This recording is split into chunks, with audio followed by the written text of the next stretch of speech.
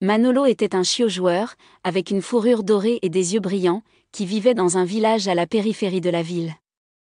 Il passait ses journées à courir après des balles de fortune fabriquées à partir de chutes de matériaux, les frappant avec une précision incroyable pour ses petites pattes. « Je serai le meilleur footballeur du monde », dit-il à tous ses amis, sa queue remuant joyeusement d'un côté à l'autre. « Mon fils, ne sois pas déçu si les choses ne se passent pas comme tu le souhaites », le prévint doucement son père. Dans la vie, il faut parfois aussi de la chance. Chance ? Pas. Il est important d'avoir de la volonté et de ne jamais abandonner. Manolo a répondu, convaincu que son destin était d'atteindre les plus grands stades du monde. Le temps passa et Manolo devint de plus en plus habile.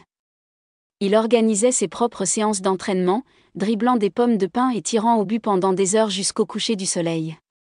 Son rêve semblait de plus en plus proche. Mais un jour fatidique, alors qu'il s'entraînait intensément, Manolo fit un faux mouvement et tomba lourdement. La douleur l'a submergé et ses amis l'ont emmené d'urgence chez le médecin. « Je suis désolé, mais la fracture est trop grave. La jambe ne peut pas être sauvée », dit le médecin d'une voix triste. Pour Manolo, le monde s'est effondré.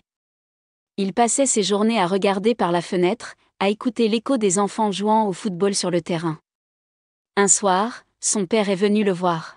« Manolo, je sais combien c'est dur pour toi, mais le football ne se résume pas à être sur le terrain. Vous pouvez l'aimer de tant de manières. » Ces mots étaient restés gravés dans sa mémoire. Petit à petit, Manolo a commencé à commenter les matchs qu'il regardait à la télévision, avec une telle passion et un tel enthousiasme que ses amis se rassemblaient pour l'écouter. Bientôt, quelqu'un l'entend et le recommande à une émission sportive. Manolo est rapidement devenu l'un des commentateurs de football les plus appréciés, sa voix vibrante et ses connaissances impeccables conquérant des millions d'auditeurs. Même s'il n'était pas devenu le footballeur dont il avait rêvé, son amour pour le football n'avait pas disparu, il s'était simplement transformé. Acceptez ce que vous obtenez, car parfois, le destin vous réserve des choses encore plus grandes que vous ne l'auriez jamais imaginées. Fin.